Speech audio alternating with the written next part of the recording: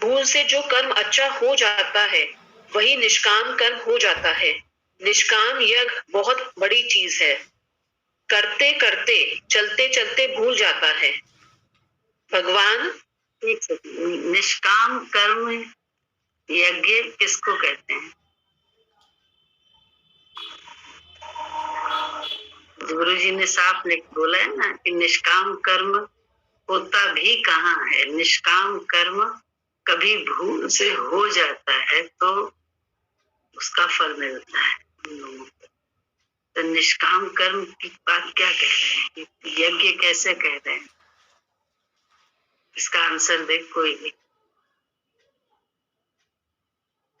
जो काम भी नहीं, मतलब किसी बिना स्वार्थ के हो और किसी दूसरे की खुशी से, खुशी के लिए हो, वही काम निष्काम होता है।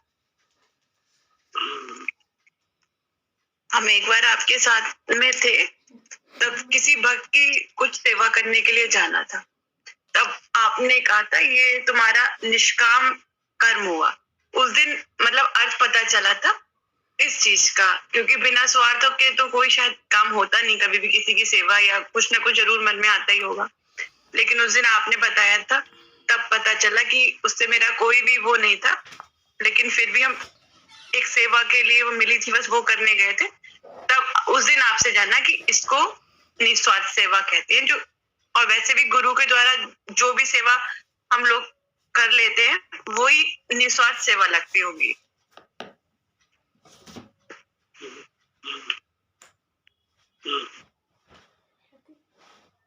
सही है।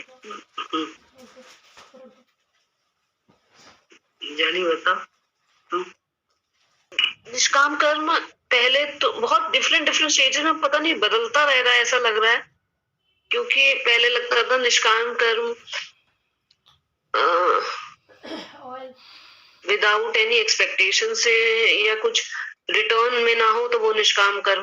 फिर ये लगने लग गया, फिर ये बताते हैं कि कुछ कट रहा है तो वो कटने वाली चीज को भी खत्म करो तो भी निष्काम, क्योंकि कुछ वैसे करवाया जाता है तो किसी के पास भेजा, अच्छा किसी का हेल्थ में केयर, किसी को ऐसे, मतलब गुरु आज्ञा में ही, तो वो भी लगने लग गया कि वो भी निष्काम करने, क्योंकि उसमें भी ये है कि कुछ कटने वाली डायलॉग आ जाता है, सेंटेंस, तो वो भी निष्काम कर्म अब लगता है कि वो भी नहीं है, क्योंकि उसमें भी तो हो ही रहा है, कट रहा है।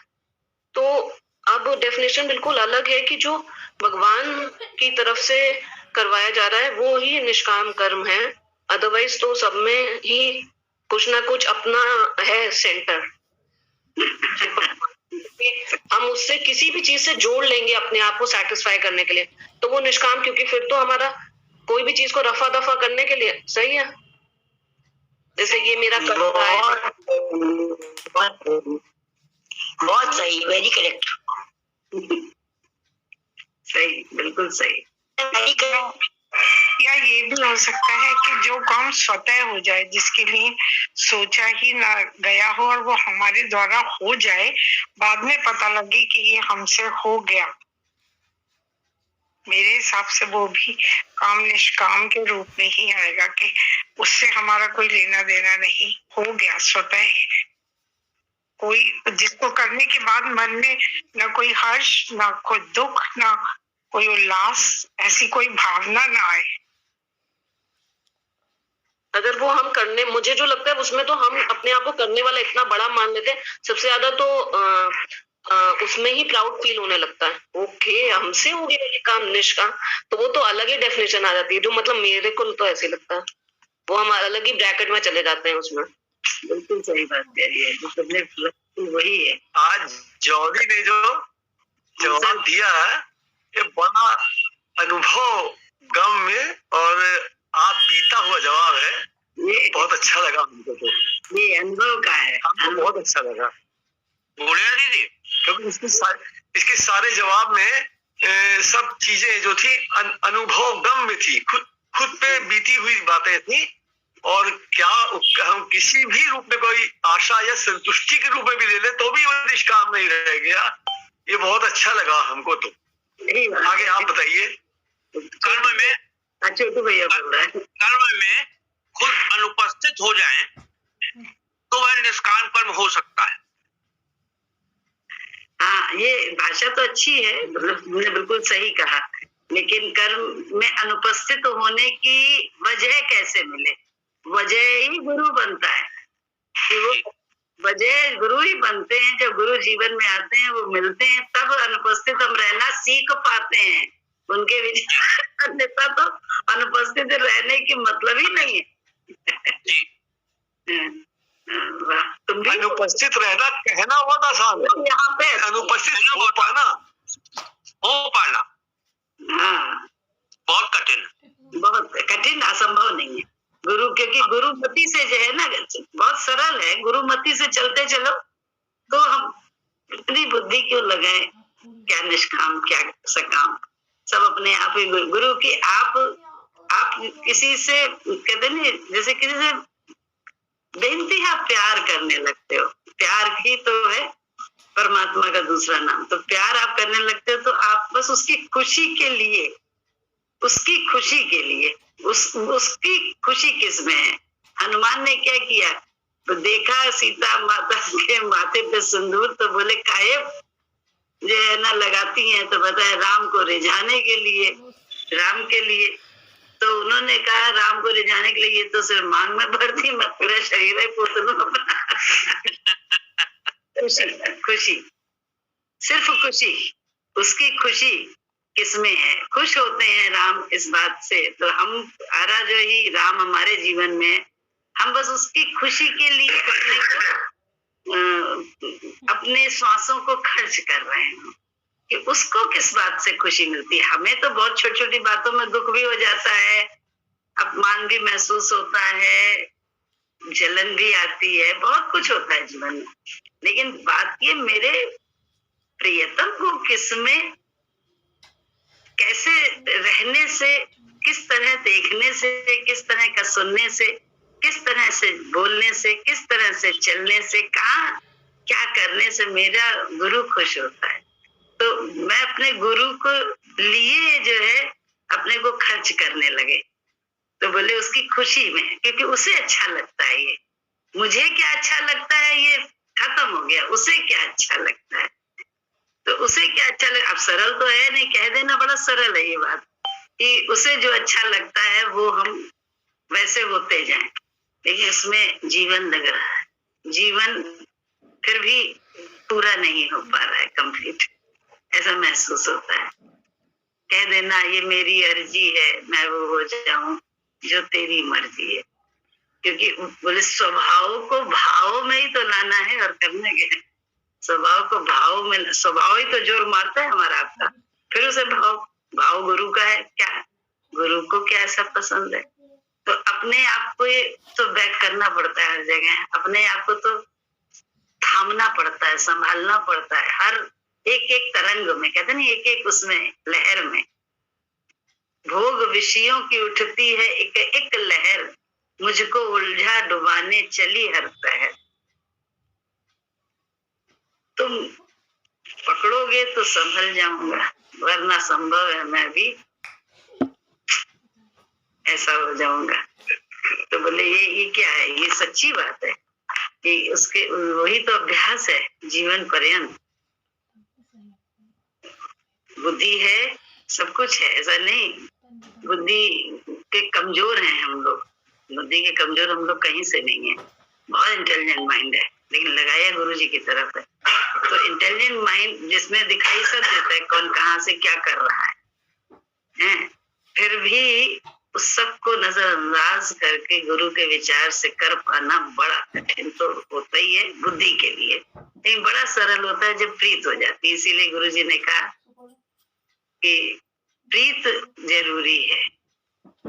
प्रीत के बिना जो है ना, जितना भी हम अभ्यास कर रहे हैं, जो भी तप कर रहे हैं, वो 1000 वर्ष की तपस्या थी विश्वामित्र की, और उन्होंने, वशिष्ठ जी ने एक क्षण के सत्संग का फल लगाया।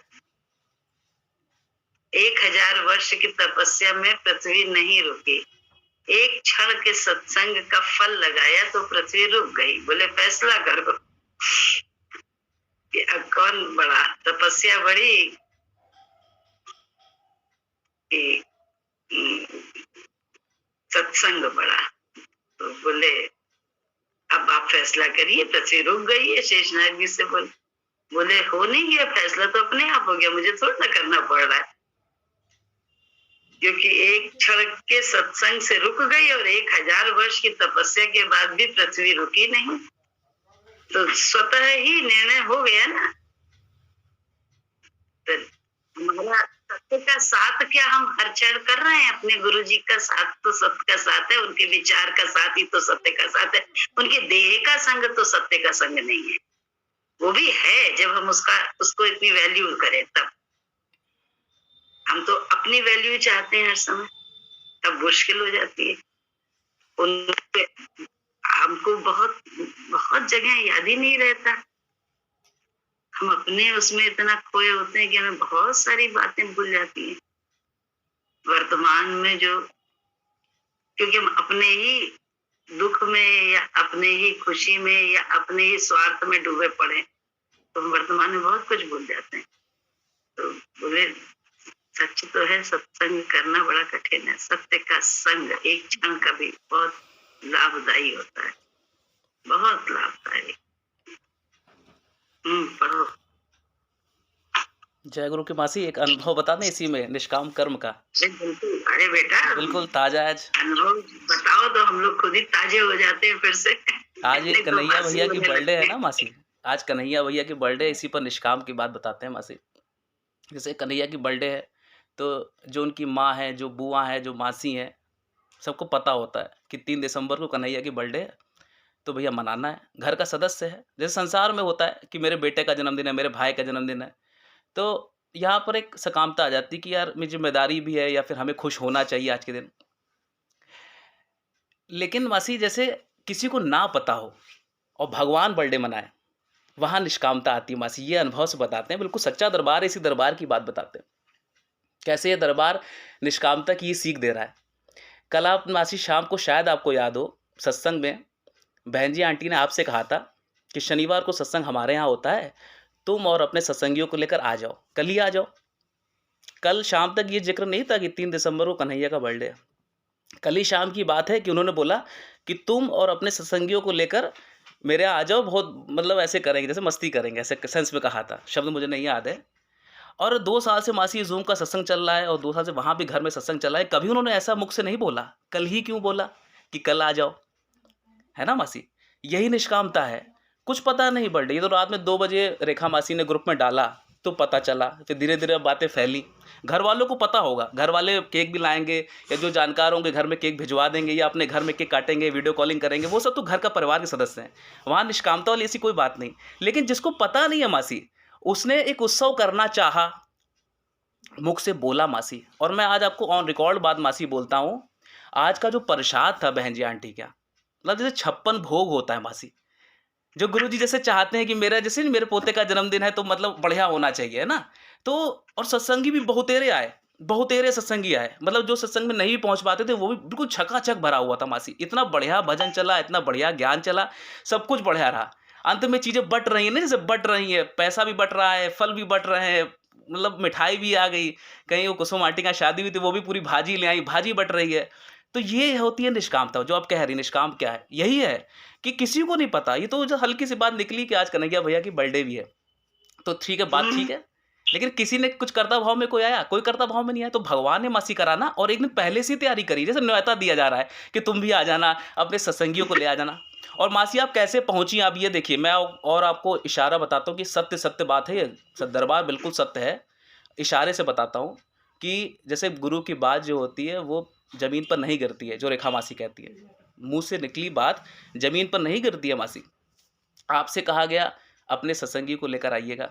अब स्थूलता में तो आप पहुंच नहीं पाएंगे, लेकिन नाम तो पहुंच सकता है मासी। कहते हैं नाम में वही ताकत है।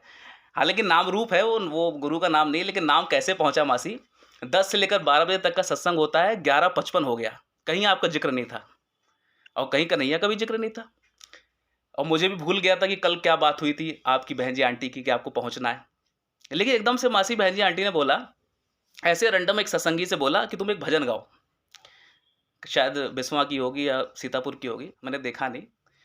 तो उसने भजन गाना शुरू करा, मधुवन की लताओं में गुरुदेव तुम्हें देखूं। ठीक है वासी, यहाँ तो एक कॉन्सर्ट हुआ, उसने लता नहीं लताओं बोला, तो उधर भी मैं हूँ। अगर आप अपने सत्संगियों को लाती तो बाकी सत्संगी भी मैं ही होती, लता ही होती, तो बहुत से लताओं हो गई। तो इससे भी निकल रहा है कि आप और आप सारे सत्संगी वहाँ पहुँच गए। एक तरीके से ये भी मतलब जैसे इशारे से मैंने समझा। लेकिन हमने कहा यार एक सत्संगी भी ले आती साथ में, जैसे हम स्कूटी से जाती हैं एक सत्संगी के साथ पहुँच जाती हैं किसी सत्संग में, तो हमने कहा एक सत्संगी का नाम भी आ जाए, क्योंकि इशारा मिला ना। तो और इससे और एक मतलब उत्साह बढ़ गया कि अब मासी जो बात गुरु ने बोली, साकार में जो गुरु बैठा है जिसने बोली कि तुम और एक सत्संगी को लेकर पहुंच जाना, आज कन्हैया की बर्थडे है ना मासी, तो आपका नाम तो आ गया लता, अब ये एक सत्संगी का नाम भी आ जाए। तो अगले मासी स्टैंजा क्या बोला उस भक्त ने, यमुना का किनारा हो उसमें चंचल सी धारा हो। अब देखिए चंचल हम लोग बोलते हैं, आप बोलते हैं दीदी, ये जब भजन गाती है तो चंचल बोलती हैं, तो मुझे भी चंचल याद था, मैंने भी ये गाया कि यमुना का किनारा हो वहाँ चंचल सी धारा हो। लेकिन उस भक्त ने काटा इस बात को मेरी कि चंचल नहीं होता है। उसने क्या गाया, यमुना का किनारा हो उसमें शीतल सी धारा हो। हमने कहा शीतल तो होता नहीं, इसमें तो चंचल होता है। तो उसने कहा शीतल डाल दिया। तो हमने कहा चलो एक भक्त के साथ गुरुजी ना स्कूटी से आ गए, है ना माता रिद्धि मासी, स्कूटी में मतलब बैठकर कन्हैया की बर्थडे में जो फंक्शन हो रहा है लखनऊ पहुंच गए। तो नाम से मासी पहुंच गए। ये मासी अनुभव है, सब निष्काम चल रहा है, यहाँ कोई सकामता नहीं है। हम भी भूले पड़े थे, आपको भी, अगर शाम सूरत दिखाई ना होती, हमें तेरी याद आई ना होती, लेकिन जब याद आई तो जो चाह रहे वो भी हो रहा है। ये सच्चा दरबार है। देखिए मासी, आप अनुभव बताइए मासी, हमें बड़ा अच्छा लगा था ये सब देखकर। हमें भी अच्छा लगा। बता के तो एक बोतल खून बढ़ा दिया मेरा। भैया ने उस दिन बोला था ना कि जब बीनू भैया के घर में थे, ऐसे ही बात हो रही थी, जनरल वो बता रहे थे, और उनकी बात पर सुनीता दीदी ने बोला कि गुरुजी इनके परिवार को अपना परिवार समझते थे। मुझे तो ऐसा लगा जैसे मैं राजाओं के परिवार की हूँ, कोई प्रधानमंत्री के परिवार से कनेक्ट कर दे तो कितनी खुशी होती। मैं वो शब्द सोच सोच के अंदर ही अंदर इतने खुश हो रहा था, मेरे घर आकर के वो चल रहा था कि अरे गुरुजी अपना परिवार, मतलब हम तो थे भी नहीं वहां पर, हम गुरुजी के साथ तो रहे नहीं, हमने तो आप लोग से जाना है गुरुजी को।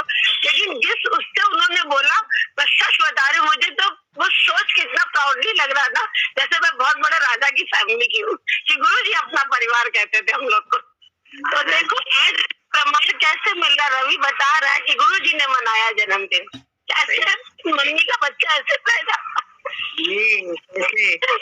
ऐसे आज देखो वो भी बोल रहे थे भैया, चंदा भैया कैसे बता रहे थे कि हम लोग आगे पीछे की बताते हैं, उस संत की, उस भक्त की, उस भक्त की, मीरा की, इसकी उसकी, लेकिन सच्चाई है कि एक भक्त ऐसा भी था जिसके जीवन में हजारों दुख, उसके बाद भी उसने सिवाय शुक्राने के और कुछ नहीं किया जीवन में। कौन है वो, हम लोग भी जान रहे थे। तो ये देखो, ये आप लोगों को तो कहते नहीं है सौगात में धरोहर मिली है गुरु नाम की। नहीं, हमारी कहते नहीं जैसे संपत्ति पे जन्म सिद्ध अधिकार, वैसे ही गुरु दात भी हमारी जन्म सिद्ध अधिकार है। हम लोग उस परिवार के, गुरु के परिवार के, गुरु ने हमें अपनाया है, कितनी कृपा है। परिवार दिया तो उससे कोई छोटा कैसे कर सकता है। ये गुरु जी का है, किसी कोई नहीं है, कोई भी। बहुत गुरु जी की बड़ी कृपा है। गुरु जी के हम लोग कुछ हुए, उन्होंने हमें अपना समझा, अपना बनाया, अपना माना। हम जानो हमारे भाग्य खुल गए जीवन के, नहीं तो जीवन कौन से कोने में पड़ा होता, कौन से कोने में आज पड़े होते। हम सब जानते हैं अपने अपने आप को, अपने कर्म को, अपने उसको सही बताना। एक भजन गाएं। मुझे कौन पूछता था तेरी तेरी बंदगी से पहले मुझे कौन पूछता था, तेरी बंदगी से पहले मैं खुद को ढूंढता था, तेरी बंदगी से पहले मैं खुद को ढूंढता था, तेरी बंदगी से पहले मेरी जिंदगी थी ऐसी जैसे खाली सीप होती, मेरी जिंदगी थी ऐसी जैसे खाली सीप होती, मेरी बढ़ गई है कीमत, तूने भर दिए है मोती, मेरी बढ़ गई है कीमत, तूने भर दिए है मोती, मैं दर दर भटक रहा था, तेरी बंदगी से पहले मैं दर दर भटक रहा था, तेरी बंदगी से पहले मुझे कौन पूछता था, तेरी बंदगी से पहले मैं कुछ भी तो नहीं था, मेरी कुछ नहीं थी हस्ती, मैं कुछ भी तो नहीं था, मेरी कुछ नहीं थी हस्ती, मैं यूं भटक रहा था, तूफान में हो कश्ती, मैं यूं भटक रहा था, तूफान में हो कश्ती, मैं बुझा हुआ दिया था, तेरी बंदगी से पहले मैं बुझा हुआ दिया था, तेरी बंदगी से पहले मुझे कौन पूछता था, तेरी बंदगी से पहले तू तो प्रभु बड़ा है, तेरी रहमतें बड़ी हैं, तू तो गुरु बड़ा है, तेरी रहमतें बड़ी हैं, तुझे क्या क्या मैं बताऊं, जो दास पर पड़ी है, तुझे क्या क्या मैं बताऊं, जो दास पर पड़ी थी, ना ये गीत ना गला था, ना ये गीत ना गला था, तेरी बंदगी से पहले मुझे कौन पूछता था, तेरी बंदगी से पहले मैं खुद को ढूंढता था, तेरी बंदगी से पहले मैं खुद को ढूंढता था, तेरी बंदगी से पहले खुद ही को ढूंढते थे हर एक में, कोई मेरी इज्जत करे, कोई मुझे समझे, कोई मुझे हर वक्त बाहर ही बाहर रहता था एक, अब क्या हो गया, एक अंदर मिल गया, बस उसी से मतलब रहता है, और उससे मतलब रहने के कारण बाहर भी उसी से उसी के विचार को अपनाने की कोशिश रहती है, बस और कुछ नहीं, इतना ही है फसाना। नहीं अब तो जैसे जमाने की, संसार की किसी इज्जत की, किसी प्रशंसा की कोई इच्छा ही नहीं रह गई। बस गुरु जी से प्रेम बना रहे, उनका अंदर से प्रेम आंतरिक बना रहे, यही इच्छा रह गई। बाकी कोई चीज की इच्छा ही नहीं रहेगी कह लीजिए। सबसे बड़ी गुरु जी की ये देन है। सही है। गुरु जी की बड़ी कृपा है, संभाले हैं, हर तरह से संभाले। जीवन में तो जो जो होता है वो जैसे ना गोदी में उठाए रहते हैं सब भक्तों को, एक को नहीं सबको, हर जगह प्रकट है वो।